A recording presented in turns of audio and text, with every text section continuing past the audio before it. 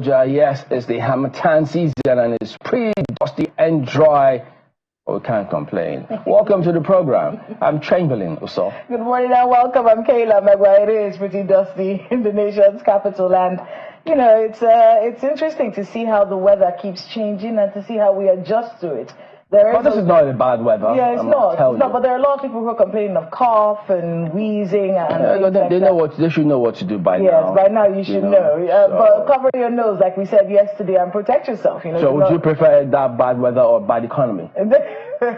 We'll find out. We'll find out in the course of today's conversation. Or B. So you choose. Please just stay healthy, okay? Cover yourself up. Don't inhale all that dust. Change your sitting in the house. I learned something recently yesterday. Sometimes you put chairs by the window. This is not a good weather for putting chairs by the window. You will catch a cold or a cough or something. So please protect yourself. You can't just shut your windows. Yeah, shut your windows. You know, life goes on. And anyway, speaking about economy and weather, the commercial center in Lagos, where you have the, when we talk about the ivory towers, we expect a lot from them in terms of, wait a minute. Do we actually get meaningful contribution from the ivory towers in this country? Do we? If we don't, why don't we? Either in terms of research whatsoever.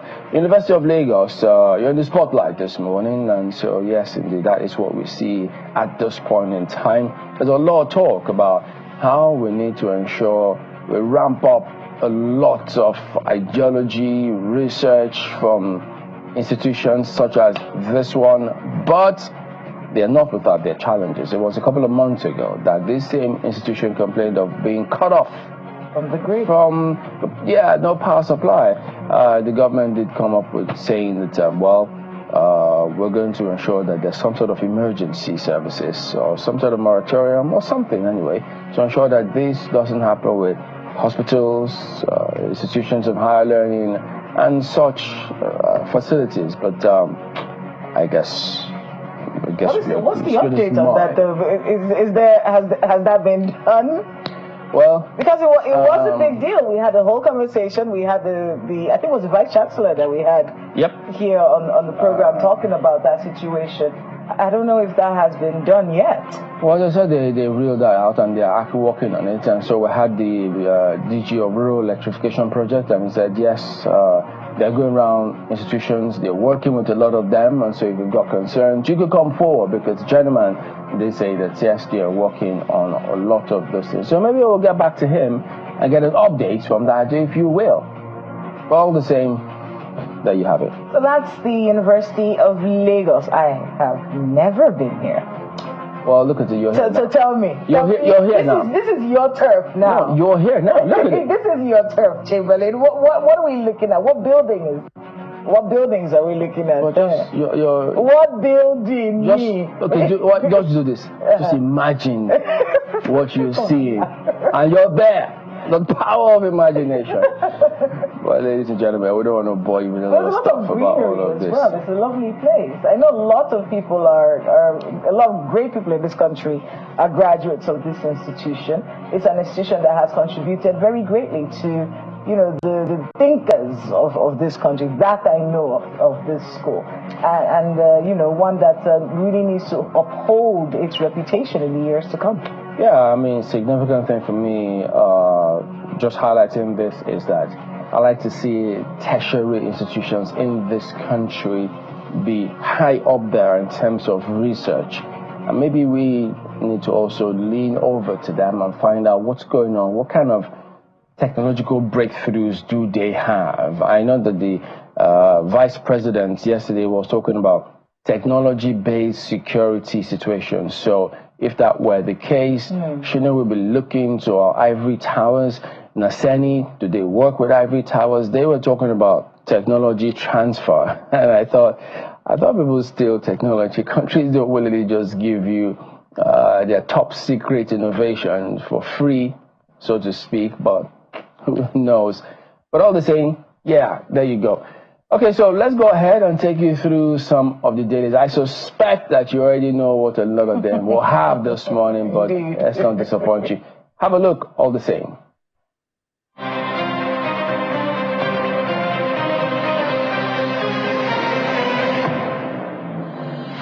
So today we kick off with Nigerian Tribune as the first daily. And look at the lead story here. Senators query FG's borrowing. Tinubu's ministers justify plans. And the writer here says, President assures better economy as latest GDP report indicates growth, predicts 2025 rebasing of economy will bring prosperity. I wonder what you think of that one. The Daily Times this morning, Nigeria's GDP grows 3.46% in Q3 2024, boosted by services sector. And then Nigerian News Direct also focusing on the same narrative. Nigeria's GDP grows by 3.46% in Q3 2024, driven by services sector. So, it's the same narrative. The blueprint also on the GDP, it says with 3.46% GDP growth in Q3, Nigeria's economy on course, ascribed to the presidency. Then at the bottom strip, Port Harcourt Warri Refinery to be fully privatized, ascribed to the presidency. NUPRC confirms 1.8 million barrels per day NNPCL oil production figures. This Nigeria leads with why we oppose rising cases of violence against women, girls. Reps Speaker Abbas petitions IGP leads colleagues on protest walk against GBV, gender-based violence. FG urges varsities to set up sexual assault referral units, the paper reports. At the bottom strip here, Shetima seeks adoption of tech-driven strategy to fight terrorism. Others, the paper reports as well here today. New Telegraph, Tinubu, Q3 GDP growth indicates recovery from reforms, unintended effects. How do you internalize that one? Well, you have to pick up the paper and see that. A mounting debt burden, we borrow based on your approvals. FG tackles NAS. So now back and forth, it's what is reported there, which is published at the bottom strip of the paper this morning.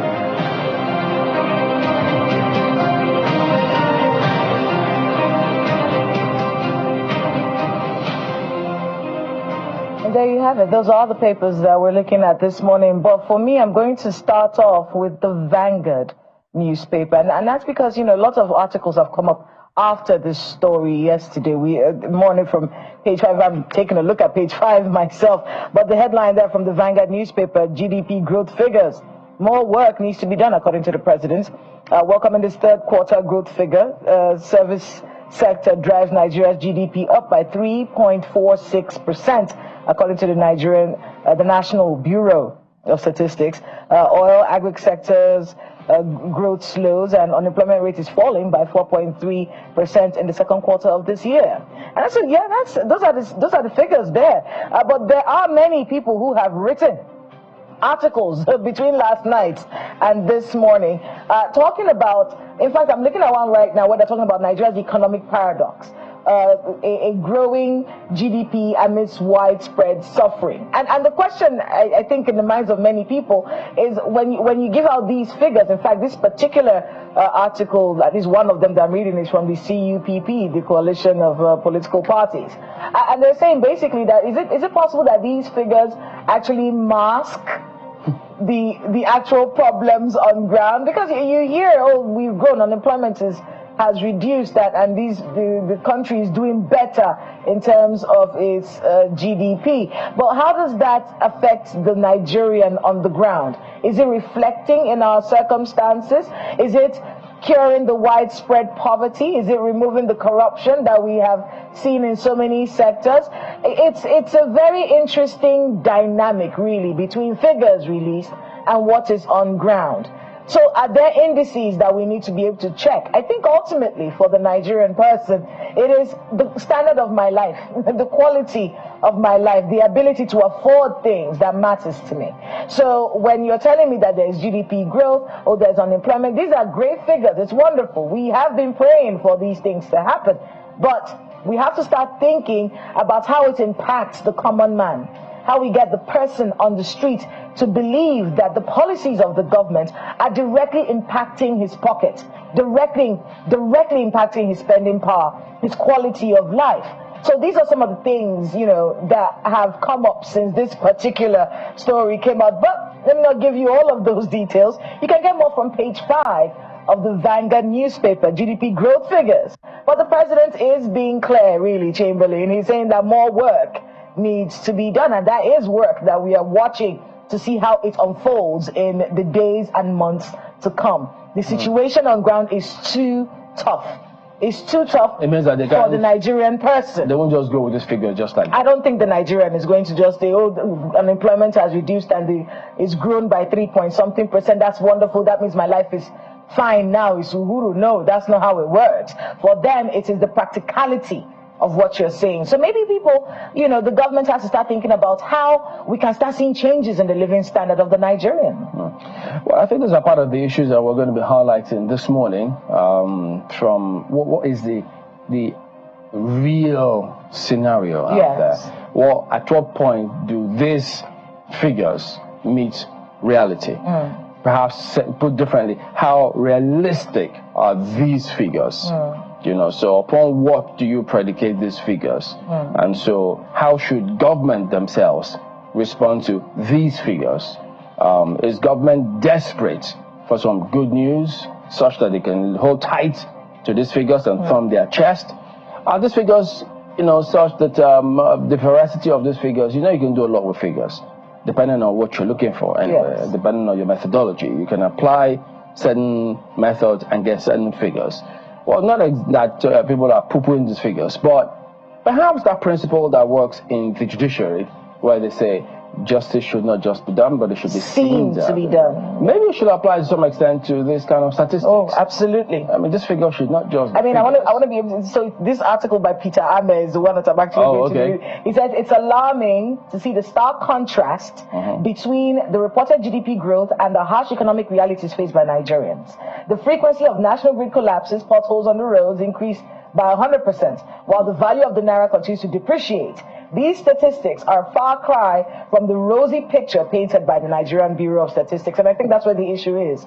Because there are certain fundamentals. Yes. I mean, as we were told here yesterday by the farmer, who did say, look, no matter what they put out there, no matter the figures you put out there are certain basics about economics. Absolutely. If, as a farmer, I get to the farm, I get my produce, and I get to transport. If they hike transport, then I've got to hike the cost There's of my nothing produce. You can do about it. So nothing you can. In fact, not to sell out our guest, but we were here with him for a long time after the program. Just talking with him because I like to go to the market, and this is market. Just for you out there, if you're shopping for Christmas, this is the time to do it. Do not wait till December hits. You will not be enjoying yourself, at least based on what our guest said yesterday. This is the time for you to start stocking up and getting ready for the Yuletide. But one thing he said yesterday was, look, no matter what you say, no matter what indices you put out, no matter what meetings we're having, whatever it is that you're doing, as long as the cost of transportation goes up, I will hike the price of my product. There's nothing you can do about it. So the big question then, can you relate with these figures? How do you relate with those figures? Look, whichever way you understand the question, just answer it. If you can, of course, we'd like to hear from you. But we've got the guys hanging in there, so we're going to be back in just a moment. Stay on with us.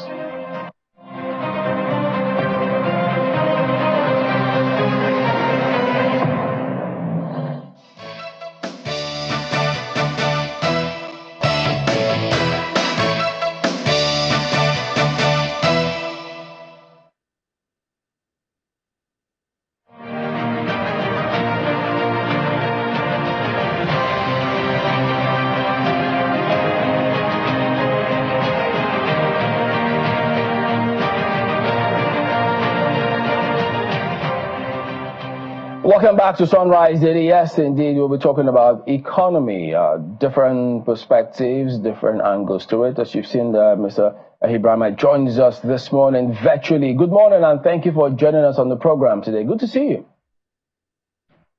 Thank you, Chamberlain. How are you today? Well, when there's life, there's hope. Thank you. There will always be life.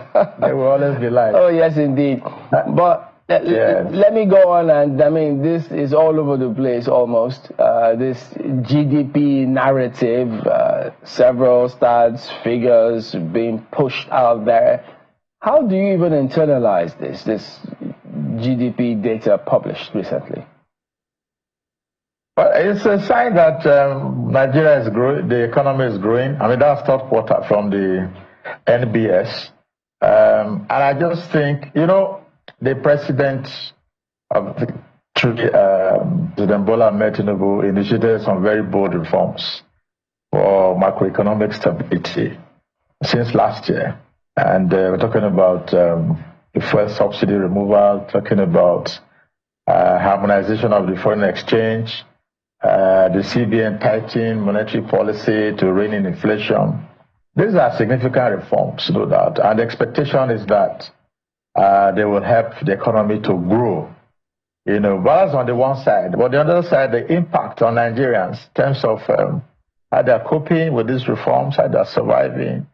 And of course, a lot of businesses, the impact on them, multinationals. I can tell you for free that when I looked at the 9-month reports of 2 major multinationals, this year, it was not good at all. One of them, 150 billion naira loss in 9 months. A major multinational that's been here for over 7-8 years. And then the other one is, in fact, over 200 billion naira loss. The impact of the valuation of the currency, mainly high input costs. So when we look at all of these issues, there are challenges. And we just have to survive, as you rightly said. When there's hope, there is life. So for you, much as governments, yes, they're thumping their chest about all of this, even though they say there's more work needs to be done. How would you suggest or advise they relate with these kind of data? Data are good, but historically we're not very good with producing data and managing data in this country.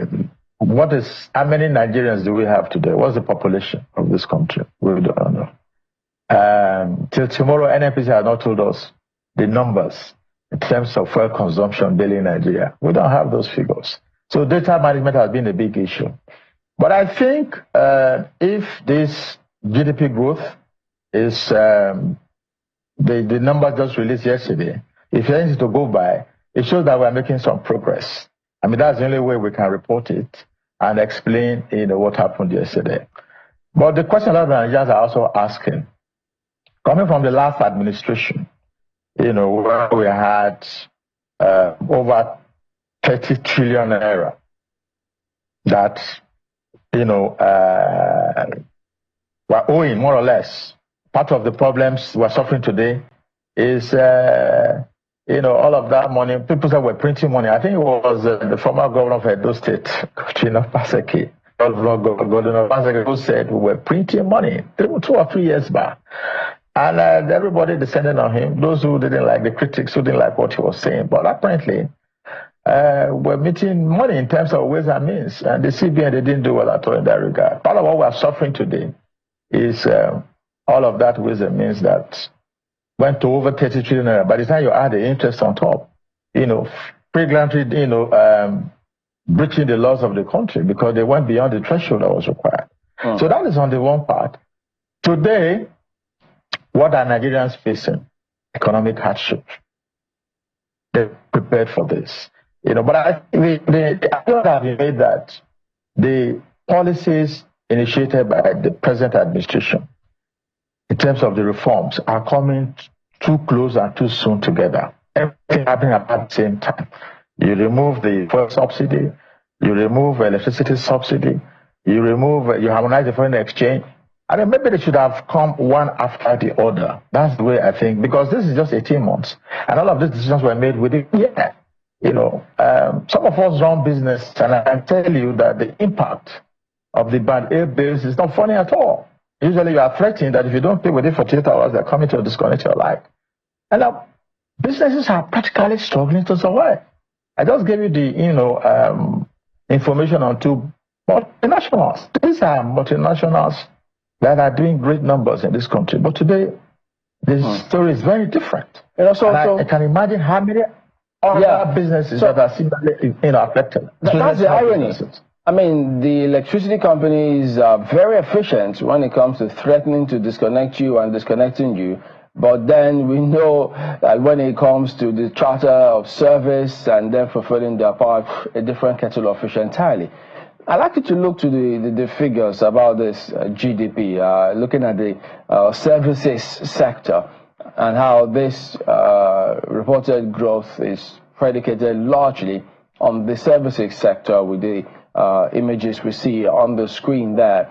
And then you also see the agricultural sector and how it is its contribution there, because that is one area, because government has invested a lot in that particular sector, but are they getting the commensurate response to it? So what is your version, your take of what you've seen now? Because you said you also have that, you relate, you do business, so you can relate to somebody. So talk to us about these things. Yes, thank you. The services sector contributing over 53%, followed by agriculture. Talking about agriculture, I think we need to do more in that sector. Okay? The whole idea has been to move away from the oil and gas sector into the non-oil sector. And you can see services and agri. Nigeria is the greenest nation in the whole of Africa. And that means a lot. In terms of arable land, we have more than 3% more than any other African country. More in terms of arable land in the whole of Africa. So essentially, Nigeria can become the food basket of Africa, exporting what I call food brands, not just commodities or generic products, but branded foods to Africa and the rest of the world. And that is one significant way we can earn foreign exchange. It is when you export, you earn foreign exchange. So God has blessed us with a very green environment. When I say greenest nation in Africa, those words are not mine. They're from Aris. Aris was the foremost marketing strategist in the world before he passed on 2 years ago. He and his daughter, Laura, they came to Nigeria at some point to do research on Nigeria to achieve what they call a positioning strategy. And their research showed that Nigeria is the greenest nation in Africa. What do they mean? Green in terms of agriculture and tourism. So if the government can even just focus on agriculture, Nigeria, in terms of cassava, in terms of yam, in terms of cashew nuts, in terms of sesame seeds, we rank amongst the top countries in the world. So if we can focus on this, crops, cash crops, food crops, and develop what I call global food brands and export them, you see, agriculture will even overtake the services stuff in time. But we have to have a sustained plan, an economic growth plan, for the agri sector. Now, you can see the oil sector is showing red at 5.57%. Industries.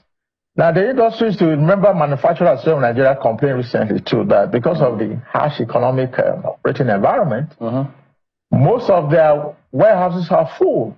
And the first 6 months of this year, where they valued those stocks in the products in the warehouses was over over $1 billion.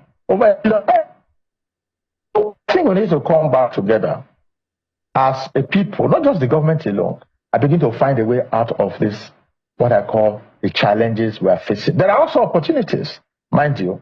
And I think what the government should focus on mainly at this time is to prioritize 3 key areas.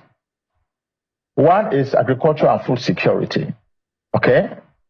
2, they should look at infrastructure, the development of infrastructure, roads, bridges, and of course, the energy sector. You can imagine the national grid has collapsed 11 times this year, even with the high energy bills that we are paying. And nobody takes responsibility. Every day, I'm experiencing more than 15 hours of light. I'm on generator right now. Chamberlain, I'm talking to you. Every day, we're supposed to have a minimum of 20 hours of power supply, but we don't get it. And then they never fail to produce their bills, and the bills have gone up by more than 4 times. So if we look at development of infrastructure, that will help. The third one is very important as well, is development of human capital. With government looking at health, looking at education, because those are the 2 key areas that will drive human capital and development of this country. So let them look at those 3 key areas: agriculture, food security. No matter the challenges we're having on our farms, just every problem has a solution. We must use technology in spite of limited finance. The Bank of Agric is there. And I think we should look at, as I said, infrastructure. Now we are borrowing $2.2 billion, which was approved just a few days back by the Senate. And we're told that it is for the development of infrastructure. That's fine. Each time I go through the Third Mainland Bridge, Chamberlain, at night, even during the day, and I ask myself this question. It's so beautiful at night with all the street lights. Of course, those are solar lamps. And I ask myself, why can't every part of Nigeria be like this, with beautiful roads and street lights? Every part of this country. But you and I know that the roads too are a major problem. Bad roads from Lagos to Shagamu is fine, for example. But between Shagamu and Ijebu, I don't know why the road has not been fixed. I went to Ibadan recently. I must confess that road is very beautiful. So the question is, why can't every part of Nigeria have such beautiful roads? It's not impossible. But we know what the challenges have been. Massive corruption, over-invoicing, and dubious inflation of these contracts. Otherwise, these roads are very possible. I want every road in Nigeria to be like what we have, on the Third Bridge. I must give credit to the Minister of Works, Engineer David Mahi, for an excellent job, on the Third Mainland Bridge that was rehabilitated not too long ago. I want to be able to get your thoughts on the president's statement following the release of these figures by the Nigerian Bureau of Statistics. This statement by Mr. Sunday Dare, and I want to read a part of it for you, if you don't mind. President Tinubu said, and I'm quoting, "I am excited by the latest report from the National Bureau of Statistics that our economy grew in the third quarter more than last quarter and even beyond projected estimates. While I welcome this development, the latest figure also shows that much work needs to be done. We won't rest until Nigerians feel the positive impacts in their pockets and experience a better living standard. My administration remains committed to the welfare of our people." There's a promise of a repositioning of our economy by before the middle of 2025. What do you make of the president's policies so far and these promises? Are they working, these policies? You can ask Nigerians whether these policies are working. But to be very honest, I mean, 3.4, some people are saying, oh, data, they will trust government with this data, they should trust the Nigerian Bureau of Statistics. But, I mean, they cannot be lying to us. If we have to celebrate this growth, Nigeria, ideally, we should be looking at double-digit growth right now. We used to be the largest economy in Africa, but, we have dropped. But I'm very certain that we will regain that top spot in Africa. God has blessed this country in so many ways. And we should just look beyond the oil sector, where there has been so much corruption over the years. And to be honest, if Mr. President wants to make Nigerians happy, as he's celebrating 3.4% GDP growth in the third quarter, they should do something about NNPC Limited. I'm going to get to you about NNPC. I'm going to get to you about NNPC because I read your article. Okay. I read your article about the NNPC. In fact, the article is it's titled "The Elephant in the Room." We'll address the elephant in a bit. Okay. But my thing is, the reason why I want to be able to talk about the president and his promises to the Nigerian people is this. He makes it. He always says, and I'm seeing it from Sunday Diary's statements, I'm seeing it from other statements as well, as though we need some time. We should just be a little bit patient. Oh, it's going to get there. You just need to hold on a little bit for me, Nigerians. I understand what you're going through. I just need some time. We're working on it. Is this the situation in your mind? Of course, I agree with that position. Tough times don't last. And only tough people do. Those are not my words,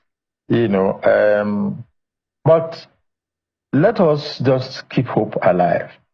We cannot all jackpot. We cannot all leave Nigeria. Okay? We have to be here to serve this economy. And it's not only the government. We also have responsibilities. These are very uncertain times. There's so much uncertainty. You cannot plan. Okay? I led two leadership theories in 1987. That is Warren Bennis and Botjanos. In 1987, they coined the acronym VUCA, to explain the kind of situation we are in today. And not Nigeria, by the way. Talking about volatility, that is V. U is uncertainty. Okay. C is complexity. And the last word there is ambiguity. So when there's so much uncertainty, you can't plan. By the time the government came in last year, we were already in a major crisis, economic crisis. All right. But Nigerians don't trust politicians. That is the truth. I have done articles too, moving the focus away even from the federal government to the state governors. That if every state can develop using their comparative advantages, we will not be in this situation. Because there will be an aggregation of all of the effort that they're doing. Look at destination marketing. The Calabar Carnival, it used to be a major tourism effort. I know every December people troop to Calabar. No, the hotels are fully booked.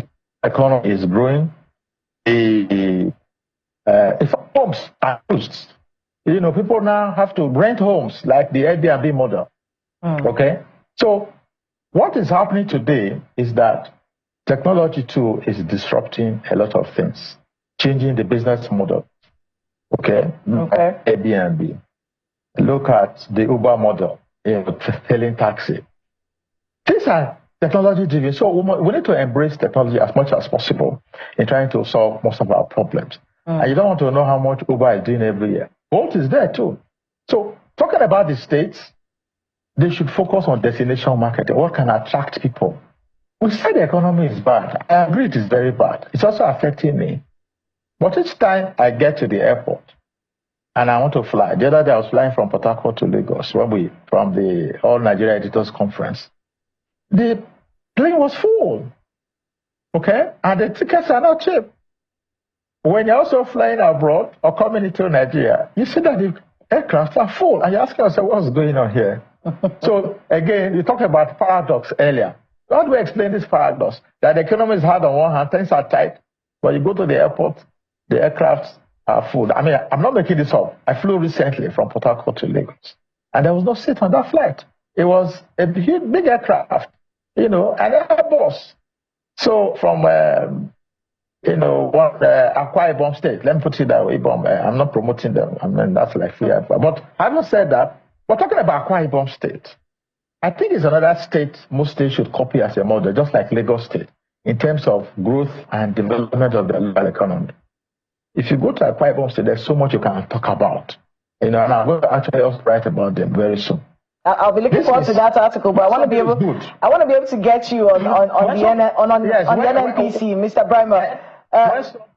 Just a moment. I read your article on the NNPC. You described the NNPC as the elephant in the room. And you were talking about how many staff NNPC have and, why all of this, all these expenditure, the turnaround maintenance money, and all of this is happening while those refineries are not working, and it was a very interesting article that was released by you. But we do have some updates because one of the things that you talked about in that article is the fact that these refineries are not working despite all this maintenance money and all of those things that are being spent on over 7,000 staff members. This statement here from Femi Shone says that the Port Harcourt refinery has started working. Starting production, says the trucks will start loading. The truck loading will commence today. He says, I'm pleased to announce that the Port Harcourt refinery has commenced crude oil processing today. We deeply appreciate the patience of all Nigerians and the unwavering support of the president despite challenges. And he goes on to talk about the commitment of the NNPCL. All right, so what do you make of this statement by Mr. Shone? Because, that time I read your article, you had criticized him for a few things that he had said. But this promise of the Port Harcourt refinery and it actually commencing truck loading today, what do you make of this? Is this part of the policies of the president working? Are things about to get much better? See, when things are good, as I just said, we should celebrate them. It's a good milestone, a great milestone. I wrote that article and I criticized NNPC, as a major drain on our economy. 4 major refineries, and they're not producing anything, not even a drop of petrol. In how many years? In 80 years. I think that is scandalous. So if the news today is that the Port Harcourt refinery is now working at 60% capacity, I think it's good news. And we should also talk about it. We should celebrate it. so that people will stop saying Dangote is a monopoly. You can't be saying Dangote is a monopoly when you have 4 state-owned refineries that are not working. Not just because they cannot work, because some people just want to sabotage, the economy. Because when you sabotage the refineries, you're sabotaging the economy. When an economy where oil is the mainstay. So let us celebrate this, and I say congratulations to NNPC, and that they can now start loading, petroleum products from the Port Harcourt refinery, which has taken a long time in coming. And let them also be very honest about how much we have spent. That was about $1.5 billion. I think that was in 2021. And by today, they should let us know how much Chile we have spent. But I hear it's over $2 billion now on just that refinery. So, you see, transparency and honesty is what we're all looking for. The government, Nigerians are ready to support this government and any government. But the problem is the trust deficit. Nigerians don't trust they don't trust what they say, they don't trust what they do. Nigerians are very honest, patient people. They're ready to support any government. What they're expecting is transparency and honesty and say things as they're supposed to be. So what do you expect? Because they say they're also working tirelessly, in their words, to ensure that Warri Refinery also comes back on stream. So with this one, they say they're going to send us images and footages of the refinery, the truck loading process. Those visuals will be coming up soon during the day, according to what they put out there. So what do you expect in terms of its impact on the production or perhaps availability of the products, the pricing of the products, and all of that?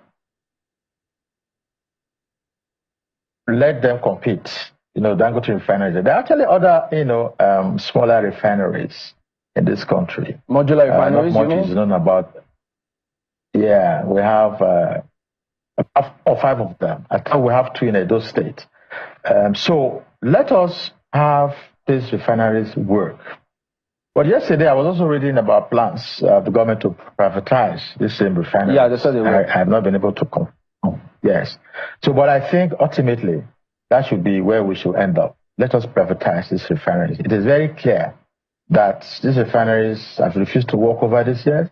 Maybe the effort is being made now because of the Dangote refinery, which is a good thing, and that is what the beauty about competition. But if it's still going to be under the NNPC with the current leadership, I have my doubts, and the Nigerian thing will still creep in. People who are so selfish, who want to talk about their own interests. No, but if it's privatized, it will be a different ballgame entirely. There are rules. After all, NNPC is a private company now, quoted, so they say they are working with certain international standards.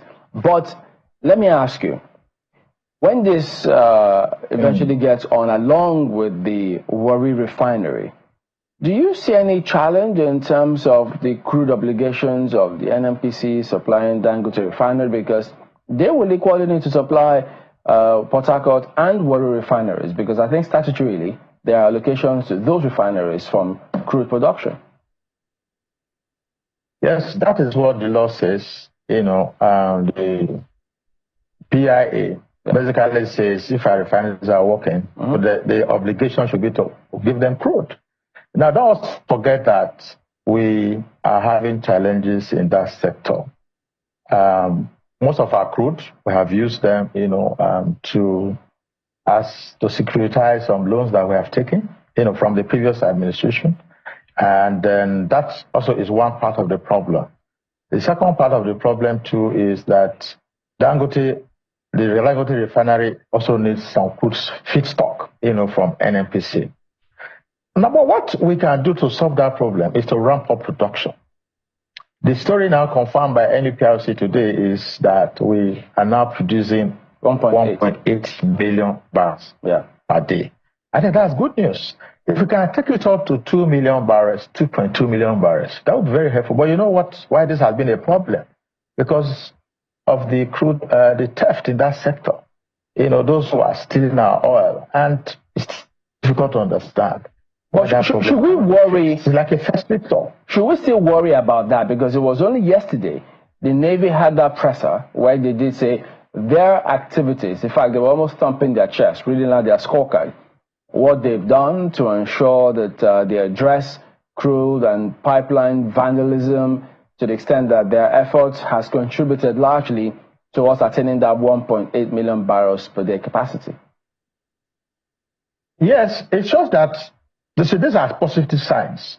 I mean, let us give credit, to the government when things are also things are working very well.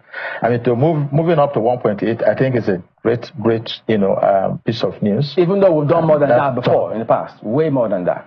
Yes, we're doing 2.2, and I think we can still get up to 2.2. If they can get up to 1.8, we can do 2.2, and that will really help the feedstock to, these refineries.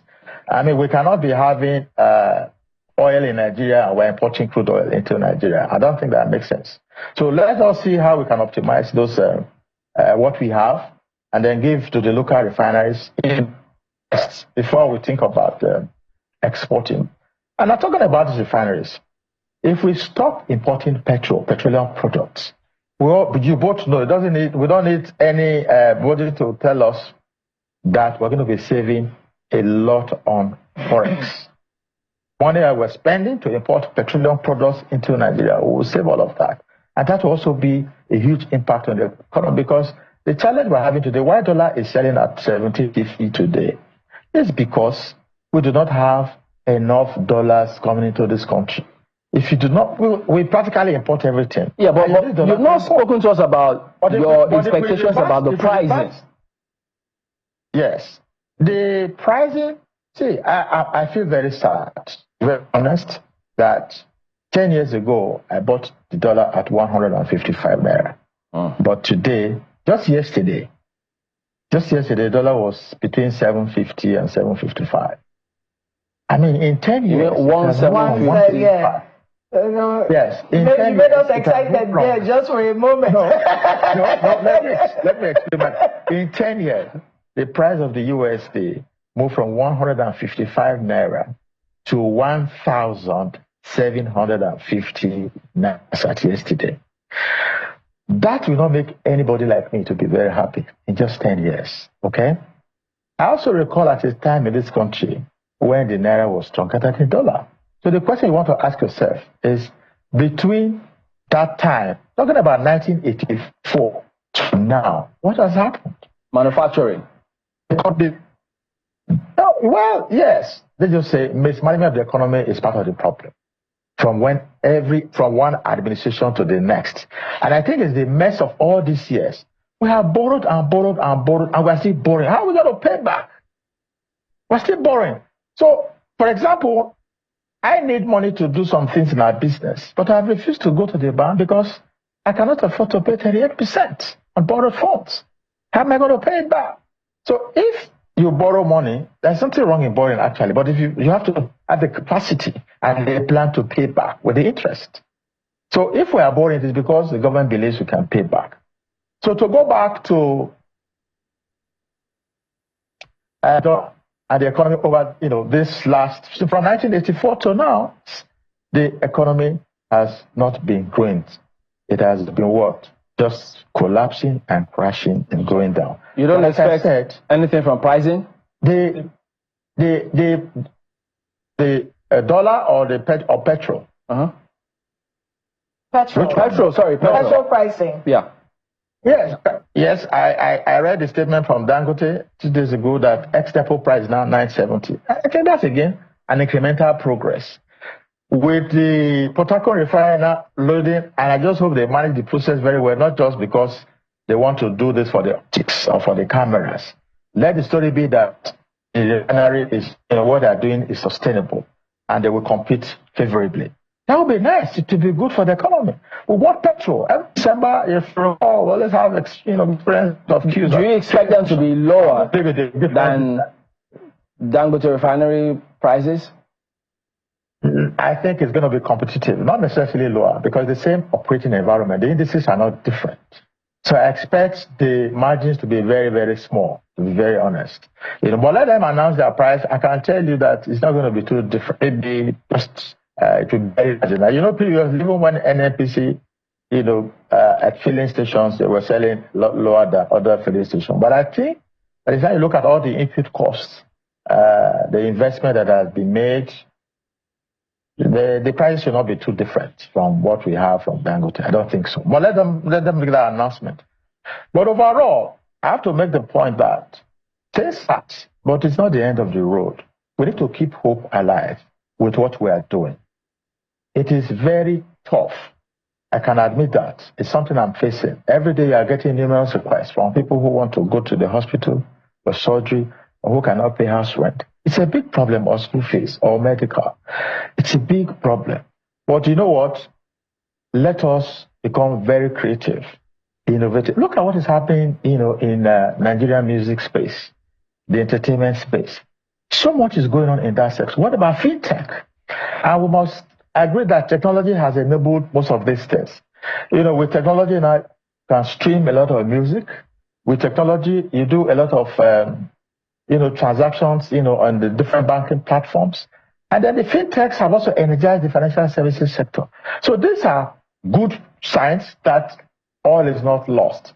Let us continue to hold, together. Let us continue to expect the best from the government. The president says he feels our pains. He understands what we're all passing through. And I believe him.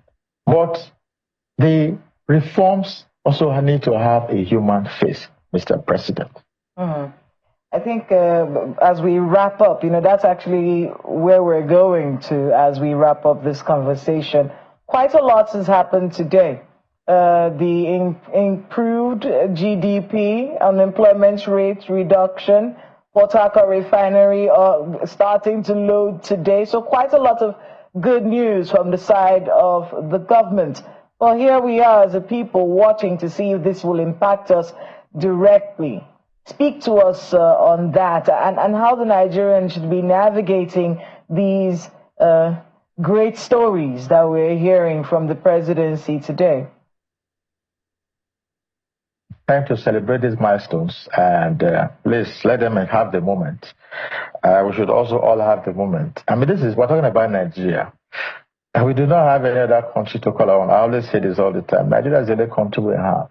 Whether it is good or bad, we all have a duty as stakeholders to make this country a better place. We need to join hands with the government.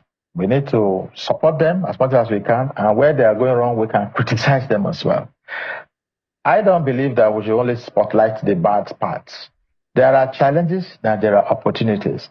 And I said earlier, one way the government can really address some of these challenges is to focus on 3 areas: agriculture and food security. They should pay more attention to that area. And that I talked about the green economy. There's also the blue economy, so that is also a massive opportunity under the Ministry of Marine and Blue Economy. I think there's so much they can do that sector to also generate significant revenue. So if we can focus on the blue economy and the green economy, that will be significant. Secondly, before you go to the second one, you were so optimistic about the marine and blue economy. You must be disappointed now, if I could take the words out of your mouth, because what's going on there? Well, what I expect the minister and his team to do after 1 year is to give us some level of feedback, some kind of, report. Because I recall that last year there was so much excitement. I even wrote about the creation of the Ministry of Blue Economy or Ocean Affairs. And then 2 days later, the president, lo and behold, created that ministry. See, last year, even Professor Gunter Pauli, who is reputed to be the founder of the blue economy, in September last year, and it was hosted by the minister and his team, where he talked about the potential of that sector, and that within 6 months, he's sure the ministry can create at least 100,000 jobs. He specifically talked about fishing. He talked about using paper conversion from waste, that these are employment opportunities. He talked about maggot farming for poultry and fishing. He called them low-hanging fruit for the ministry. I recall when the minister went to the National Assembly to defend his budget, he talked about port infrastructure development. He talked about modernization of the Apapa and Tinkan ports. He talked about capacity building. He talked about all of the things he will do in that sector. Mr. Honorable Minister, sir, please let us know what is going on in that sector, because I did significant research in the blue economy sector, and it would be nice to have this engagement to know what is happening in that ministry and what you can do. You have a lot of agencies on your ministry that are generating significant revenue. Nigerian Ports Authority, NIMASA, these are two great agencies, and there are others as well.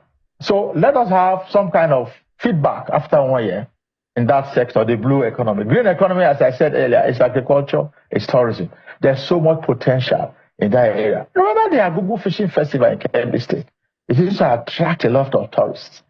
I talked about Calabar Carnival. A lot of people go to Akwa Ibom today now for conferences because of all the... So it's a beautiful state. It's a model I recommend. States that can stand on their own without going to Abuja every month, to collect revenue allocation. That should be the way we should be thinking. State governors should begin to think. I said there are challenges now because of VUCA. So, okay? Pardon me, but state governors... What do you think? What do you think is the challenge? Why is the blue economy not coming up with or missing up with a little bit of your expectations? Well, I can't until I hear from the ministry. Let them tell us based on the goals they have set, because you must set goals. You're going to be a minister for at least 4 years. I mean, he's still in office. Between September last year and now, we would like to get some kind of feedback, some report about what they have done, because blue economy, there are models we can copy. When I was in your program talking about blue economy, last year, talked about countries that are already using blue economy. I talked about Republic of Ireland. I talked about South Africa. And I talked about, there's a third country, using the operationalizing blue economy that we can go and learn from them. And 5 countries have significant potentials. You have Kenya, you have Nigeria, you have Madagascar, you have Somalia. I think 5 countries are South Africa. Let us even learn from these other countries. Even the World Bank, and the UN, they are paying significant attention to the blue economy. Just like we are talking about climate change today. So it's a huge opportunity. I'll expect them to tell us in the press conference, this is what we have achieved in 1 year, in this ministry. And these are the plans for the next, 2 to 3 years. That would be nice. So for now, I can't really say, but can I recall what the minister promised, last year? They even had a team from Denmark visiting, which the ministry also hosted, about the possibilities of the marine and blue economy. So I expect that they're listening, they're watching us. Let them tell us the achievements so far. So that the minister will be, his office, they'll be screaming when they hear this right now, because that was stuck with the potential. They actually put out a lot of their achievements. What? They did. I'm going to read some automated revenue collection process. Deployed revenue assurance technologies. They trained 100 seagoing officers, fishing vessel captains, and engineers. I'm not done. Increased the placement of Nigerian seafarers on board vessels. Admitted and trained foreign students at the Maritime Academy of Nigeria. And reduced piracy and maritime terrorism. And those are some of the things that they've listed as the achievements since the minister, Adegboyega Oyetola, came into office. And this is a $296 billion sector. Are these enough? Should they be putting this out as some of the achievements, knowing the promises made and the priorities that they set? And of course, the potential of this industry, like I said, $269 billion. Actually, the African Union estimates the potential at $300 billion, African Union in the blue economy in Africa. Globally, it's about $1.5 trillion. With assets of about 24 trillion.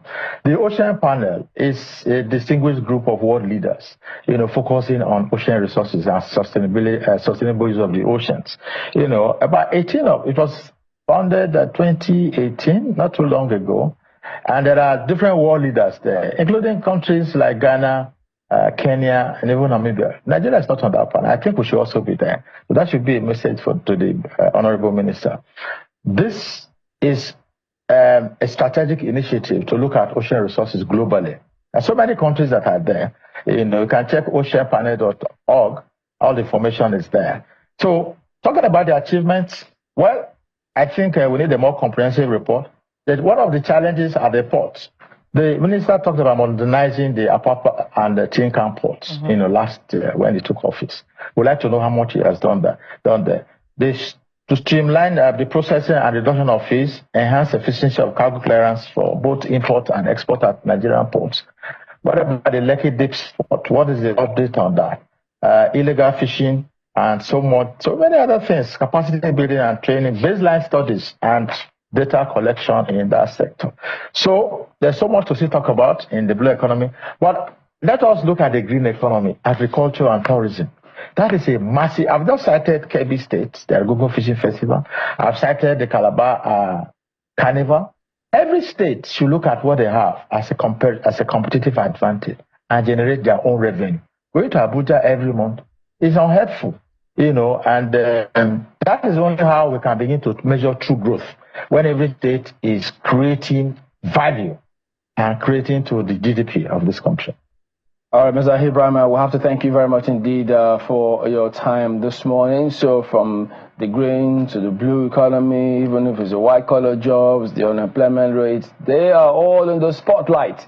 But in the meantime, we're looking to see what comes through from Port Harcourt Refinery. Thank you for your time this morning. All right, so, Business Morning is next.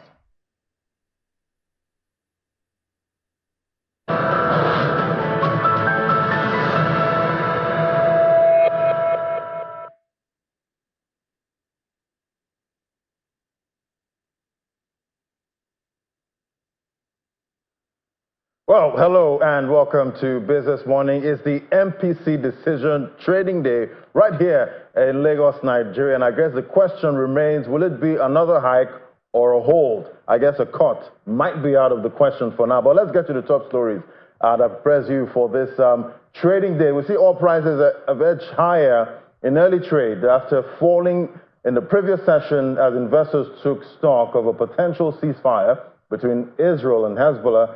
Weighing that on oil risk premium. That's 0.21% up for Brent crude, $73.16 a barrel. So we're seeing strength coming back into the oil market, but we see WTI crude. It did try to get back above the $70 level, but now we're seeing it below that, $69.09, but it's up 0.22% regardless. So the FX market now, we see in the NAFEX window, we saw appreciation about 12 naira 13 kobo to fix at 1,681 naira to the dollar, up 0.72%. But NFM again, weakness, 1,675. But we still see that range between 1,650 to about 1,670 range for now, 1.39%. But definitely this is on the front burner for the MPC decision today. At the end of the day, trying to solve this volatility that we see in the FX market and maybe get some strengthening for the Naira. Then another data that this MPC will be looking at, we see Nigeria's GDP grew by 3.46% in the third quarter of 2024, an improvement from 3.19% in the second quarter and 2.54% in Q3 2023, and that's according to the National Bureau of Statistics. Non-oil activities dominated the economy, making up 94.43% of the GDP, driven by growth in the services sector, while oil accounted for just about 5.57%. A breakdown of contributions from non-oil sector shows that services that contribute about 53.58% to the GDP. Agriculture and industries also recorded improvements, adding 28.65 and 17.77% right there. Then services 53.58% for the sector contribution to GDP. So quite an improvement, but oil there just about 5.57%. And talking about oil, the Port Harcourt refineries commenced operations. Port Harcourt refineries officially resumed crude oil processing with truck Loading commencing, that's actually commenced today. The Nigerian National Petroleum Corporation Limited expressing deep gratitude to all Nigerians for their patience at this time. The NNPCL says despite facing numerous challenges, NNPC Limited remains steadfast in its commitment to ensuring the nation's energy security. Efforts are also underway to bring the Warri refinery back online in the near future. So definitely we're going to stay tuned to this one. And we'll see how this impacts the oil and gas counter that's on the NGX. We'll see how traders actually react to this news. So yeah, quite bullish news at this point for the oil and gas industry. All right, to our first conversation now. I'm still talking about the Q3 GDP data. We see finance and insurance sector, that's financial institutions and insurance, showed notable performance in the third quarter 2024. Financial institutions accounted for about 91.76% of the sector, while insurance contributed 8.24%. In terms of growth, the sector saw a 74% increase in nominal terms year on year. Financial institutions led with a 75.99% growth, while insurance grew by 59.84%. And let's analyze this data. We'll also explore microfinance and how it can better support Nigeria's education sector. Joining us to discuss this, we have Bomi Lawson. She's the MD, CEO, Edfin Microfinance Bank. Great to have you on the show. Good morning. Thank you. So before we get into the conversation, today is the D-Day. We get decision for the last rate-setting meeting of 2024. How are you financial services players bracing for this one? Yeah, unfortunately, inflation continues to remain high, at over 33%. So it's either they keep the rates steady, the MPR rate steady at the current 27.25, or maybe go up to 27.5. It's not likely to come down at this time. And really, we need to get a handle on inflation. And so that's why the monetary rates will continue to go high, and therefore signaling that interest rates will go higher, affecting businesses and limiting access to credit. All right, I'm talking about, limiting access to credit. How do you think, businesses can still be supported at this time, even though we see households, they're going through a cost of living crisis, but businesses must still try to do business. So is there any way that, that access to credit can still be there, even though it's a high interest rate environment? Yeah. So businesses still have to try. They have to be resilient in this time. And really to look at the economic environment. So where are their goods and services needed the most? So one key area that I advise most businesses to explore exports. I know it's not easy to do that overnight, but if you are selling something that you can export, now is the time to start earning foreign currency. So that way, even though you are taking Naira loans, you are still able to sell with a wide margin to pay off those loans. Then look at essential commodities, given the low purchasing power. What are essential commodities that people still have to buy? So, for instance, things like food, your health, those essential things that are needed, transportation as well. And, so those are areas you have to say to yourself, what should I do? How do I reduce cost? How do I increase my margins and still thrive during this time? Because Nigeria needs businesses to actually thrive, for our economy to continue to grow and even increase our foreign exchange revenues. So explore exports, look at essential commodities, reduce costs as much as possible. Then, of course, people also talk about the sachet economy. So small sizes of whatever you're producing, so people can afford to buy it in bits, and you'll find that maybe your margins are even higher. So those are some of the things that businesses have done to really thrive in this time. Experience in the industry so far. Have you ever seen a time like this, and how were we able to come out of it? Yeah, business, I mean, the economy is cyclical. Government should do a lot more, I would say, especially in identifying industries that are critical to the growth of the economy, so that there should be some government subvention. So, like for instance, you have the Bank of the Industry, you have various development banks, and even international multilateral development banks should focus on critical areas. So, for instance, electricity generation, food production and processing. What are we going to be looking at for exports? So, for instance, even the creative industry is one area too that I feel that we're not tapping enough from the nation's point of view in terms of ability to earn foreign currency. So, I feel that government should, try to ease priority sectors and give some sort of subventions and funding in those areas. And of course, the issue of taxes, reduce, encourage those, give some incentives for those sectors so that they are actually able to compete in this harsh environment. So those are some of the things. And yes, this has happened before. We've had cyclical issues in terms of the economy. I can't remember the year specifically, but I mean, during the COVID pandemic was one area too that businesses were shut down. Government came in with interventions, businesses supporting each other, and we were able to overcome that. The same thing is what I feel needs to be done now. Businesses shouldn't give up. Now is not the time to japa or go away. It's actually the time to hunker down, be more creative and innovative in our products, and especially explore exports. I keep saying that we need exports, so that we are earning more FX revenues.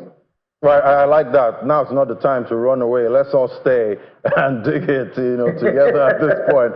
But looking at the Q3 GDP data, we see the financial services sector contribution of finance and insurance to the real GDP, that totaled about 5.51% higher than the previous contribution. That was about 4.36% in the Q3 of 2023.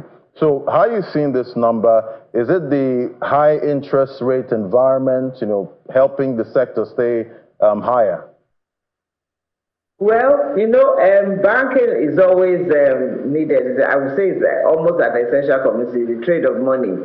So first of all, in Naira terms, the volume of money seems to be much. So as a percentage of that Naira, so your charges and interest rates, of course, too, is high. So that's one key area. And then, of course, the interest rates actually help that. But more people are now coming on to banking services. So, you've seen digital banking. It makes it more easier, but you see the charges for each transfer. So even if you are doing your transfers in smaller bits, so maybe before you transfer 1 million at one go, now when there's an economic hardship, you are transferring 100,000 10 times. And so the banks are making more money that way. But really, we need to look at the manufacturing sector. They are suffering. That's where the jobs are. We need to look at areas where we can employ our youths with the unemployment rates at over 30% plus, especially among youth. That's totally unacceptable. So even for the banks, where are they lending credit to? The incentive should be given to banks to encourage them to lend to real sectors to de-risk some of those products. So those are some of the things that we want. We don't want a situation where you're looking at the stock exchange GDP. Financial services is growing, but when you look at health, manufacturing, the average living standard of people is actually declining. That creates an imbalance that needs to be addressed. Right. I guess we have to see all sectors grow with the banks at this point. Yes. But with most banks opening, less branches and fintechs, not needing branches, it seems the sector might be needing less workers, with the growth of technology. Yes. So there will be a transition. For instance, you need more people then employed in technology, coming up with innovative apps and applications. So yes, the administrative work of posting and all those things will be totally eliminated. But then we are expecting that people should then be more innovative in how you fund, creating new innovative products.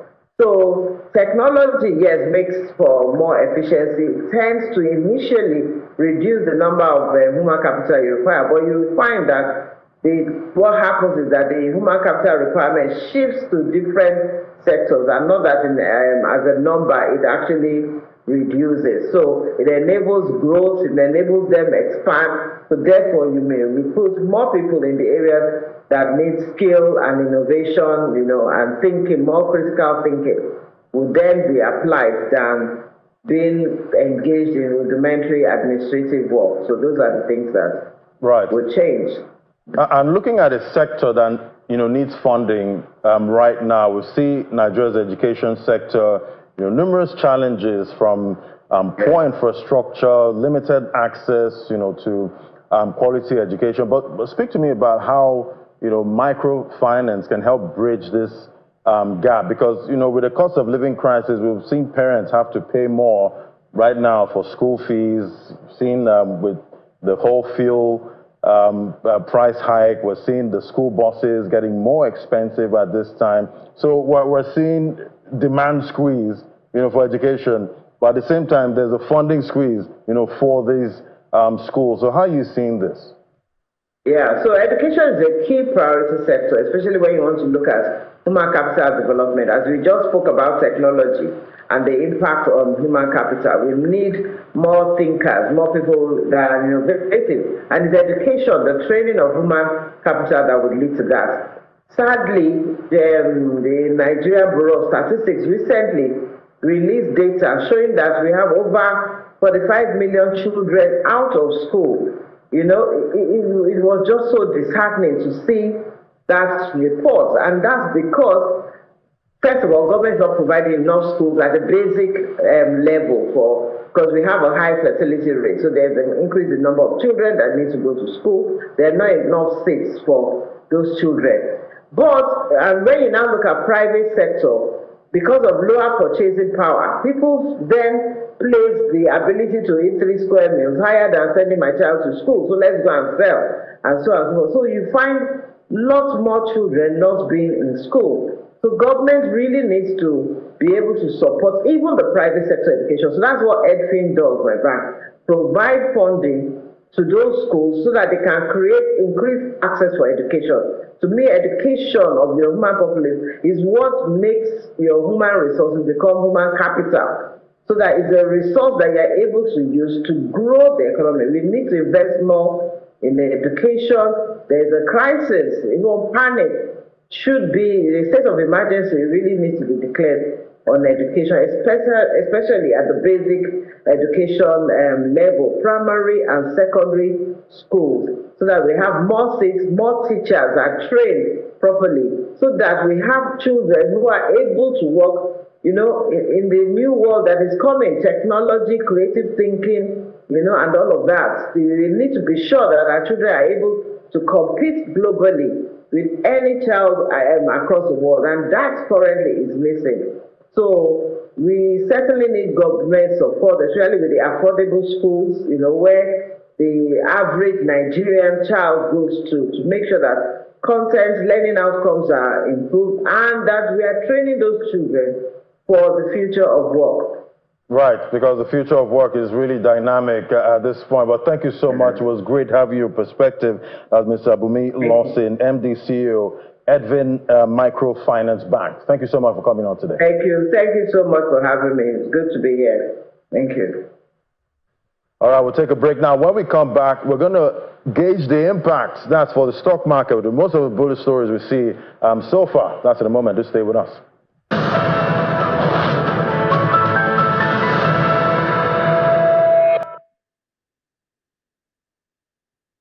Welcome back. Well, let's get to what to expect now for the stock market today. We have joining us, we have Mukhtar Mohammed. He's the CEO, Finance with Mukhtar. Great to have you on the show. Good morning. Good morning, Ladi. Always a pleasure. Good morning. Yeah, so we have the Q3 data, GDP data, showing growth.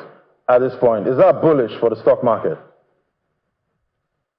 Well, if you look at that GDP data where it's bullish, then you look at you could say it's bullish, but again, it's not turning bullish because of some issues, macroeconomic issues. That data was largely driven by the service sector, and if you look at the service sector, it is where you have the lack of the communication companies, agricultural companies, and the oil and gas companies that are listed, and the financial companies. So for the financial companies, they have been bullish. For the oil and gas, you also know they have been bullish. But for the agricultural sector, also you could say they're bullish if you look at Okomo and Prisco.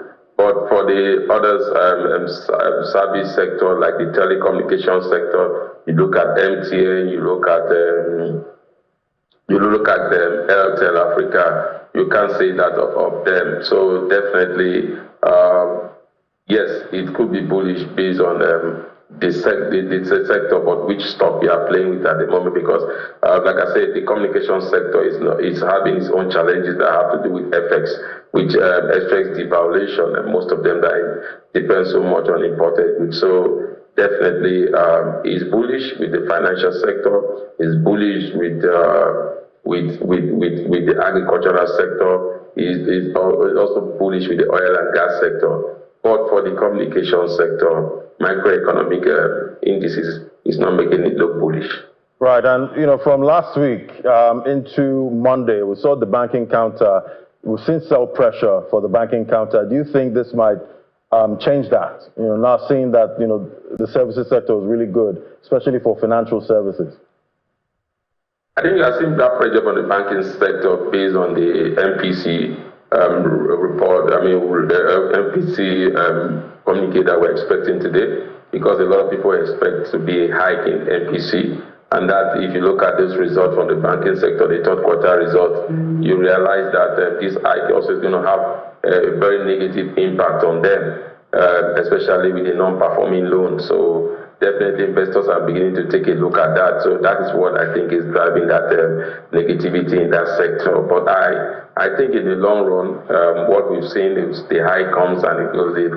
For the past month, we've been seeing those high, and the banking sector have still been very resilient. So we expect that to happen. But like you've rightly seen, there's a pullback, especially in some equities. Mostly the tier 1 bank, and especially Access Bank, you've seen that pullback into bringing it to a low of almost 22 naira compared to a high of about 24 about during the week. So we'll continue to see those pullback, but again, that it depends. Some investors are seen as a good entry point because the banks are still very, very liquid, and we expect that liquidity to flow in terms of dividend payout to investors, which will take care of what they suffer in terms of capital depreciation that may happen, but the liquidity is still high. And again, the third quarter result from this banking sector is different. So it could be a good entry point for some investors. Right. So normally we should have possibility of 3 outcomes for the rate decision, but some say we should take a cut out of the picture. So we're looking at maybe a hike or a hold. So for both scenarios, do you see the market reacting, or it's already priced in? It's already priced in, Ladi. We've been pricing it in and in and in. I think the only time we didn't price it in was the last MPC meeting, which people were bullish about. There will be a cut in rate, and they surprised us with the hiking rate. So we are used to the hiking rate. So it's already pricing. Like I said, it's already pricing that it depends on which sector that you are. If you're in the banking sector, like I said, high liquidity will help you cover up for what you suffer. I mean, high liquidity and good dividend payout will help you cover up for what you suffer in terms of depreciation. If you're in the communication sector, you have to wait longer. If you're in the manufacturing sector, you also have to wait longer. If you're in the financial sector, like I said, then you should be bullish. And if you are playing in the agricultural sector, you also should be bullish because you've seen about 23% growth. So definitely the hiking rate has played its role. You see that again, if that comes out, we'll see those that will suffer. And those that normally suffer, the conglomerate, the manufacturing stocks, the consumer goods stocks, and also the communication stock. We see the banking suffer a little, but we normally see a recovery in the long run for the banking sector. All right, we also have bullish news this morning. Port Harcourt Refinery commencing crude oil processing today, and trucks are loading at this point. How are you seeing this, and how will it impact the oil and gas counter on the NGX? It would have impacted it positively if we have NNPC listed in the exchange today, so it would have gone on the full beat. So hopefully we get NNPC listed next year as they have promised us with them and Dangote. But when you look at that, who is going to really benefit from it is the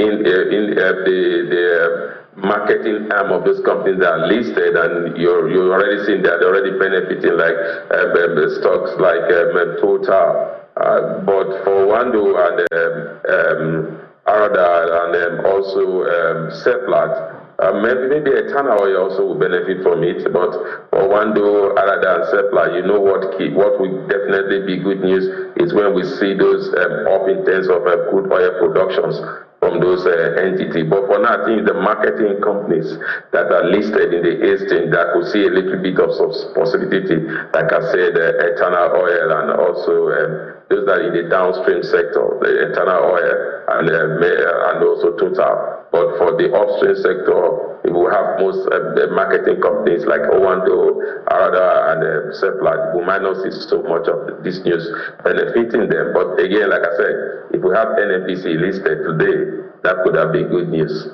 Right, and definitely, I'm wondering if it came as a surprise, to you, hearing that the Port Harcourt refinery is coming. Larry, is a big surprise. Is what we've always been waiting for. The MD have said it over and over again. At a point, he said, "This time I'm not lying." So finally, NNPC is lifting in Port Harcourt refinery. And the good news about it is what we've always craved for. We've got great competition rather than monopoly, whereby you could only live from Dangote refinery. So what we'll see now, hopefully we should see that drive down price in the short and long term. Now it won't be a challenge, but we have challenge now, and that challenge might come to if they will be able to meet up with the demand, because again, that will slow down their supply of crude oil to Dangote, and that might even some Dangote now thinking of importing crude oil for refining. So that will create that competition that we always wanted, and once that competition comes, then the price will come down. And you and I know that once price in terms of the crude comes down, the people are the ones to benefit, because the economy is a petrol economy. When we see that price begin to come down, then definitely we'll see inflation come down in the long term, not immediately. And you see a lot of activities open around that space. For me, very fantastic news. We have two refineries working in Nigeria, Dangote refinery and Port Harcourt refinery. That means we will no more put so much pressure on our efforts in terms of importing refined petroleum products. That could also be a game changer. That could see exchange rate also come down, because if you say it's 40% of the pressure on the exchange rate is largely driven by demand by petroleum marketers for importation of refined petroleum products, and this is largely controlled by NNPC, who have been the larger importer of refined petroleum products, and now they won't be importing again. For me, Ladi, fantastic news for Nigeria. But let's watch and see whether that will drive down price. Yeah, great news. But I'm sure Nigerians just want to know, when I go to the pump price, even you and I, are we going to buy at an affordable rate? Because we know the pain when we go to the pump. What is being like, we will start seeing more queue in the NNPC filling station if they be trying to sell it cheaper than all other filling stations. And that could also help Dangote begin to think of crashing his own. And then we could just see the game changer that we always look forward to in terms of. Would it be some kind of price? Would it be a price war? That's what would benefit us. I tell you, if it comes a price war, when the two elephants fight, they say the grass suffer. This time, when the two elephants fight, the grass will not suffer. Rather, the grass will have options. All right, I guess it's time for the grass to enjoy at this point and get greener. Well, thank you so much. It was great having your perspective. Mukhtar Mohammed, CEO, Finance with Mukhtar. Thank you. Thank you for having me, Ladi. Always a pleasure. Thank you. All right, so trading is on right now, and definitely we'll give you a coverage of the MPC decision. That's the last one for 2024. Would it be a hike or a hold? We'll find out at 1 p.m. I will have my guests here to analyze the expectation and what's before this Monetary Policy Committee. Thank you for watching. That's it from me on Business Morning. I hand things over now to the Sunrise Daily team.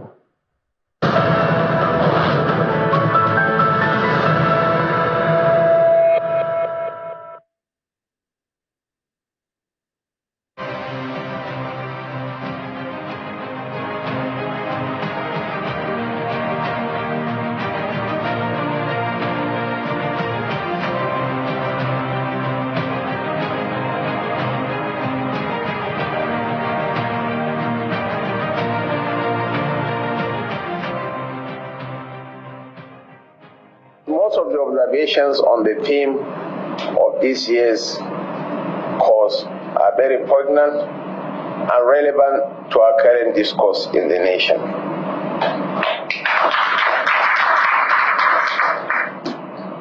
Highlighting the paralyzing effect of fear, Franklin Delano Roosevelt, in his inaugural address on March 4, 1933, said, "The only thing we have to fear is fear itself." I know Africa and Nigeria are going through some very turbulent times, especially in the security arena and in the economic front. And AI presents a vista of opportunities for us to address issues on agriculture, on healthcare, on financial inclusion, and on security issues. I'm an eternal optimist. I believe most of these things are doable. Africa is the youngest continent. The average age of the Nigerian nation is 16.9. And we have a pool of technologically savvy young men that we can harness. Okay, so we'll talk about that. We're joined by Mr. Olatubosun Abolayan, our security consultant. Good morning. Thank you for coming on today. Good morning. Thanks for having me. Well, the VP clearly advocating a technology-driven strategy towards combating terrorism, cybercrime, and a lot of some of these challenges we face here. He also tried to extrapolate Africa larger, but let's start locally first and foremost. This call of his, how do you situate it in the first place? Well, it's an overdue call, and it's a call that has already been answering itself even without us adopting it. So the technology is already out there, and it's already being adopted even at a very lower cadre rate in solving crimes. It is just a matter of political will for us to now take it on board like the rest of the world are doing. For instance, he mentioned some key areas. The key areas are youth development. We have these millions of youths that are not employed that can be brought into security arena. We have technologies that is already being downloaded, being used. For instance, now, hardly is there any crime that is being solved in Nigeria without the adoption of one form of technology or the other. I'm not talking about AI because we're going far out of it. I'm not sure whether we can afford that now or what that can do for us. But our porous borders, our cyber crimes are already haunting us using technology. Sure. Okay. And we need to counter that with that kind of approach. So part of what I was also asking is, for instance, yes, you know how they say you can't place something on nothing. We, as a country, as a government, needs to provide that technology infrastructure upon which several of these other things can function. I know we've talked about several databases, NAIN, and all of those things. So that's supposed to be a basis. For instance, if you go to the police force, can we confidently say we can leverage on technology because they do have the technological base to carry out whatever activity you want there? No. If you single out police force, and I think I must make bold to say that you are right in saying at the beginning that government needs to make that available. Currently, I did say that I'm very close to the police and I solve a lot of crime through them. And I see how they struggle even sometimes to get enough data to carry out one form of tracking or the other. And these are things that it's supposed not to have a price tag if we really want them to work. And I'll give you analysis of what is happening. Based on what the police have available at the moment, if a case comes from the zonal level from any state to Abuja now, it takes officers from IGP monitoring in Abuja to still travel to any other part of Nigeria to carry out physical investigation. That is because there is no technology that can replace that.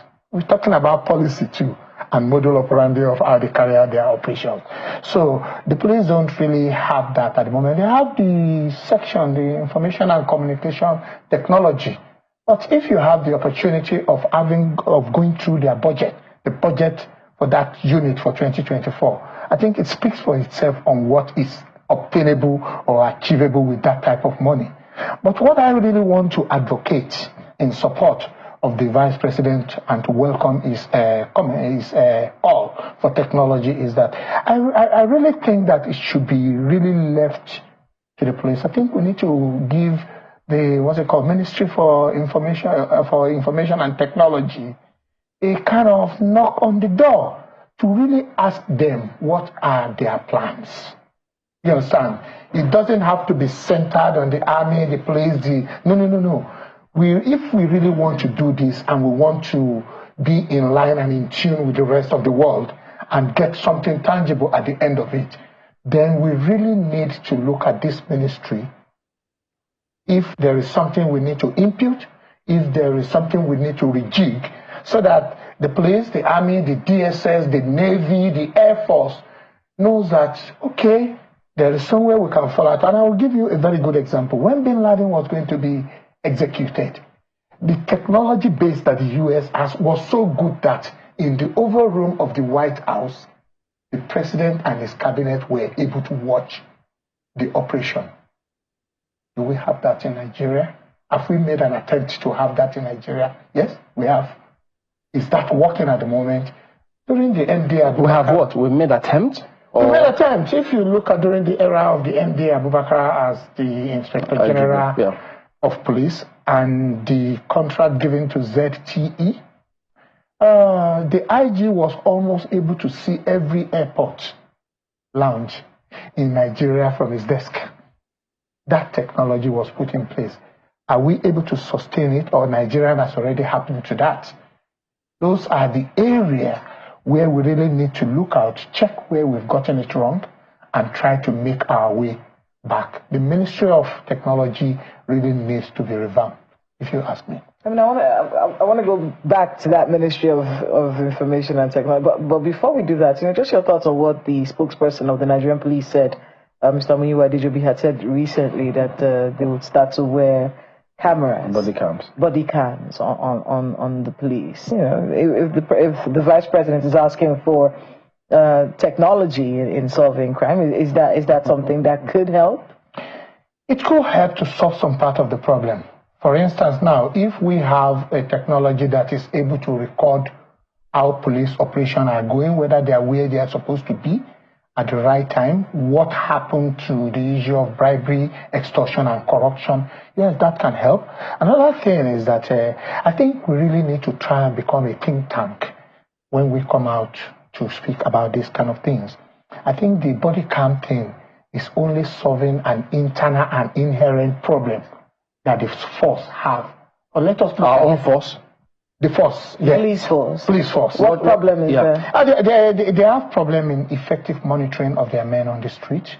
The essence of body cam is, one, to monitor what your men are doing, whether they are doing it right. Secondly, when allegation comes against them, you have something to leverage on to check exactly what actually happened. That is, if it's using. I think the road safety and the VIO are trying to use it now. Can we check to see how far that has helped them? Is that the direction we need to go? It's a welcome development if we can see them wearing it. But what the Vice President is saying is actually far, far bigger and wider than that. We need a good technological base. I want to be able to talk about the people that actually came to see him when he made that statement. It was the members of the Executive Intelligence Management Corps 17 of an institute that's very crucial, the National Institute for Security Studies. Talk to us a little bit about this institute. What do they do? Is it time for them to incorporate AI knowledge in some of the courses that they are taking? What are they teaching these people in these executive courses? Because at least from a layman's perspective, it does seem like an institute where people that are about to be promoted, that is where they now send them, they attend some courses, you come out, you promote them, and then that's it. These institutes, what can they be doing to help with what the vice president is saying? I think I like the last question. I wouldn't want to delve too much into what are they doing, but let us talk about what can they be doing. They've had it from the horse's mouth. I really don't know.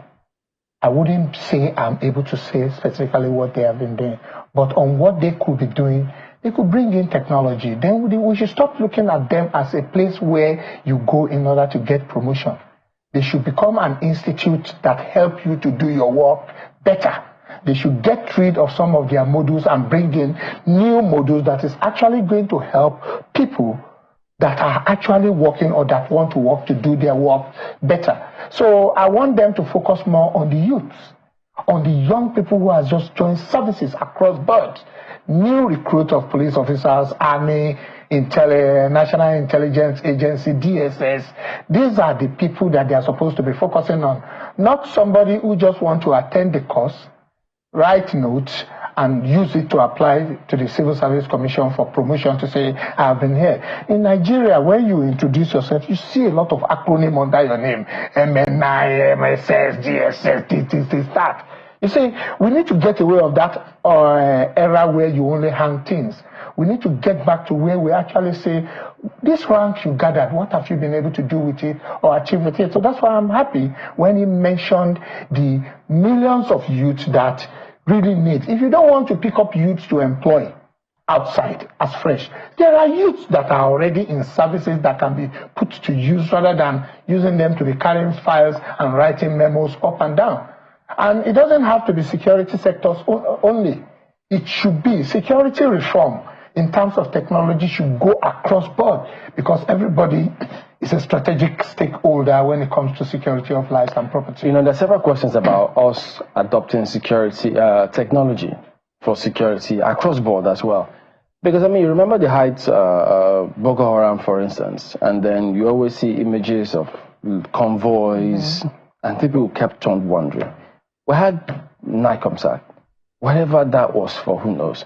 We had several international countries, I mean, who said they wanted to assist us. And they were very basic questions. Couldn't we leverage on satellite to find out where are these cars coming through? What brand are those cars? Who supplies all of those things? They are very basic things. So when we hear these kind of things, we really do ask ourselves, are we really ready for this? Or are we just paying lip service to wanting to adopt technology to move things forward? Until very recently, I will agree with you on the fact that we've paid too much of lip services to this. And I was shocked one day, you know, I was based in the UK before, and I have a Toyota Land Cruiser Prado that I'm driving in Nigeria. So I took advantage of one of my visits to the UK to buy some parts. And the shop owner just told me that just give me your chassis number and I will know the right part for you. Only for him to give me the address where the car was registered in Nigeria. He mentioned my name and gave me the address. So the people who made Toyota has made it so well that the moment the Toyota is registered anywhere, they have a technology that takes the details of the owner to them. I've asked this question before when I look at weapons that have a license number, serial number, communication gadget that have serial number that can be traced. Every vehicle that have chassis number that can be traced to where do they actually come from, who bought them and registered them for the first time.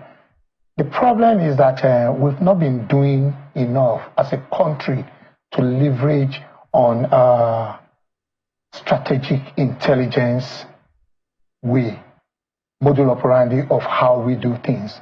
I think we do it when we want to do it. So if I need to track you now because you said something on TV that the government is not happy about, they will track you to your nearest location and pick you up.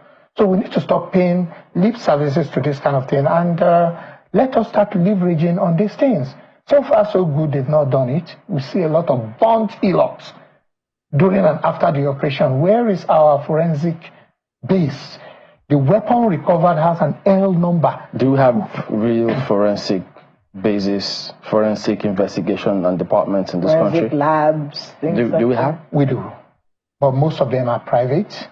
The government one, we say, are not very, very equipped or funded to be. As government things usually are most times. Yeah, most times. So I think one of the things that the Vice President of the federal government should do is to start looking inward and start looking at all these assets and bring them back to life. Let there be forensic platforms. This body cam matter. Yeah. Is the police putting the cart before the horse?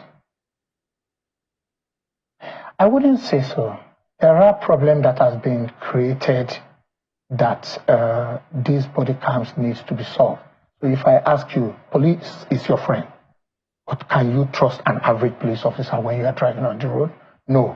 The first headquarters Tutu knew that there are questionable characters and bad eggs wearing uniforms. Many. The complaint response unit of the Nigerian police received some complaints that they need to go back and think that who have we put in uniform?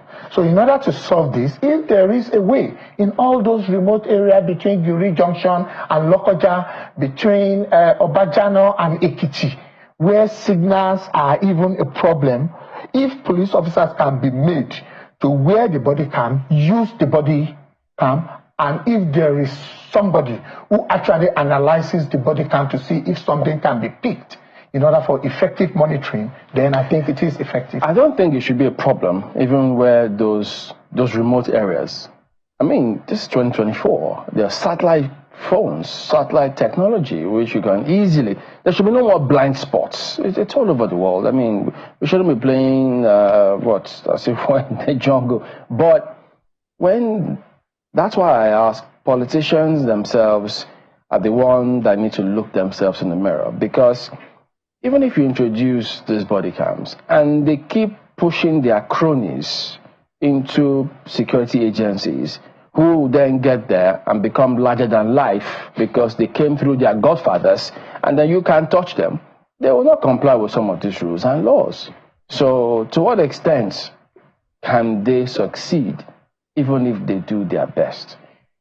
It is a matter of readiness, you understand, and sincerity of purpose.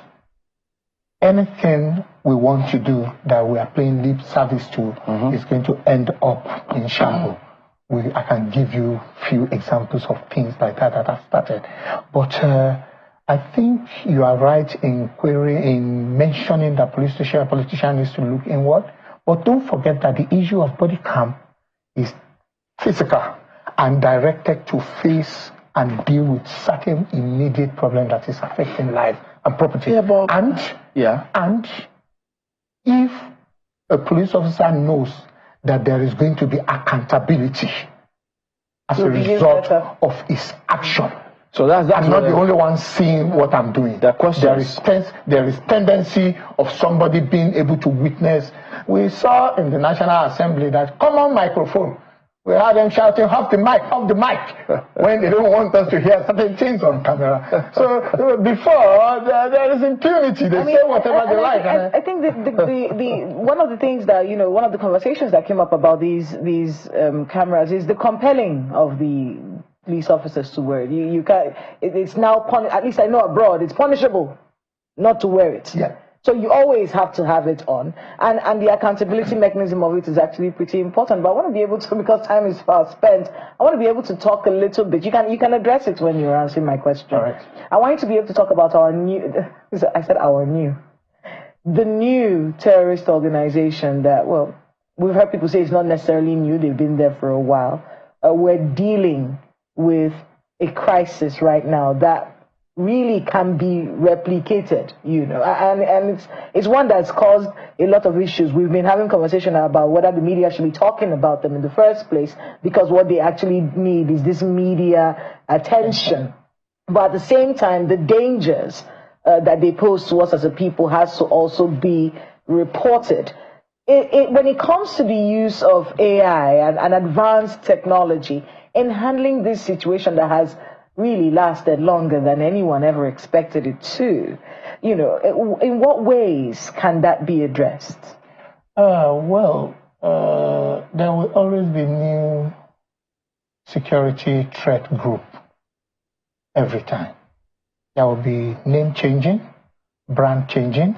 There will be issues that will not be resolved peacefully, and it will lead to the issue of terrorism. It's all now down to government. Somehow, it bothers our brain to know whether the press should talk about it or not, or whether we need to have press blackout or have something, have limits. But we cannot gag the press again. The moment it happens, it becomes a news. And once it is a news, it must come out. People also need to be aware that those threats are out there. And the use of advanced technology to take care of all those problems is exactly the cry of the number 2 person in the country now, that we should stop. For instance, now, there's one policy about fighting any type of crime, be it terrorism, be it cyber fraud, be it robbery. How do we remove the anonymity of the perpetrator? First thing, who is doing what? And that should come out. You don't just say a group of people came out in Sokoto, and Sokoto, every local government in Sokoto have their own assembly. The state have an assembly. There's commissioner of police, there's director of GSS. How long is it going to take them to unravel and say, this is the leader of the group, he was born in Damaturu, he was raised in Lagos, he grew up in Ipaja, he went to this primary school. Remove the anonymity and let the world see it. If the government cannot do that, if the security agency cannot do that, I'm bringing it back to your court as an investigative journalism. Let us find out who is doing what. You see, as long as you don't black them out. So that's where the press power really needs to be given to them. Who knew that the leader of the bandit can post and take a picture with the state governor and the general in charge of security that and be bold enough to publish it? Those are some of our problems that got us to where we are, and nobody paid for that. The general that was in that picture was never sanctioned or queried. The terrorists in that picture went back to commit more terrorist acts against the state and the people of the state. And I think the governor too got re-elected. And a lot of people died. And those are some strategic areas where government needs to take account, take responsibility, fiscal responsibility for their action. Which makes the point. You can't put something on nothing. You can't introduce technology and not have those punitive measures, and not have the law take its course. So if you have to put technology in place, you have to be sure that the law must take its course. Because in those crimes where they have all of these things, so I imagine that the police here would have gone through all of that. Because there, you could see some of the vices too. Right? Some don't put it on when they should. They put it on much later. And several processes. And then, for instance, now, when I did say, ask if you were putting the cart before the horse, can the police at the moment, across the country, do you think, since you do a lot there, can we confidently track every bullet that is given to every officer who's out there and how they use them? To be honest with you, I saw the analog aspect of that happening every day at every police station. So a DPO is sitting down and calling the armorer and some officers, and I've seen bullets being counted into bowl. That's the analog and the archaic way of doing it. It is very, very possible, and we don't need more than the room of this studio and people. No, do we do that right now? That's what I'm asking. I've seen in the last 5, 6, 8 years, I spoke to a general who gave me an impression that that was about to be done. Another thing is the issue of responsibility. The police don't get their bullet directly. I think Army get it, or the NSA get it, an issue. But the issue of tracking, accountability, knowing that a bullet carrying certain reference number or a particular of a bullet is given to the police, this is given for us to do, I don't think we're doing well with that. Because if we were, there are several scenarios where you see some of them, the way they just utilize those as if nobody cares, nobody's going to hold me accountable to how I use my ammo. And then, even when it comes to quote unquote accidental discharge, as it were, you get to hear narratives much later that no, it wasn't the police that shot them, it wasn't police bullet that shot them. And you ask yourself, wait a minute, they're supposed to be basic. Yeah. Those are the strategic things that needs to be put in place, and that's why I want to agree a little bit with you that we may be putting the cart before the horse. Do you understand? These are things that they really need to look at. These are things that you really need to call the NSA and call the spokesperson of the Nigerian police and DSS to really speak. And if they are not doing it, then they should start doing it.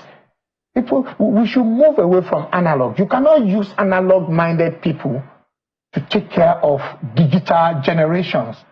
I mean, recently, the way the children of nowadays play with phone and what they can achieve with phones put me on my toe at times.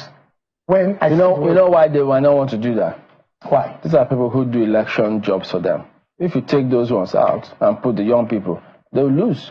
Well, so either they like it food for thought. It's something we may have to do in a matter of time. Be careful what you ask for.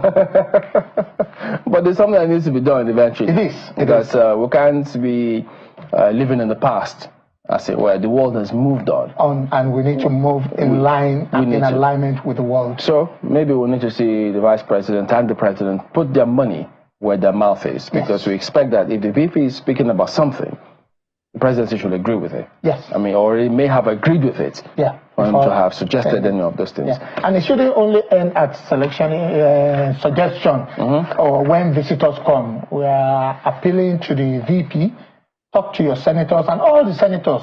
Is it possible for any senator to sponsor a bill that is going to back the usage of this body cam? Even the presidency can sponsor the bill. It can be an executive bill. So before we just buy it as a device that somebody will be using to take a selfie and become something for social media, please, let us put or arrest political opponents and see how this can actually help the over 200 million people we are elected to serve. So good idea, Mr. VP. We hope that we'll just follow up on that one and see that it works. Thank you for coming on. Thanks very much for having me.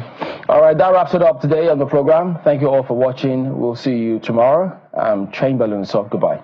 Have a great day ahead. I'm Kayla Magwa.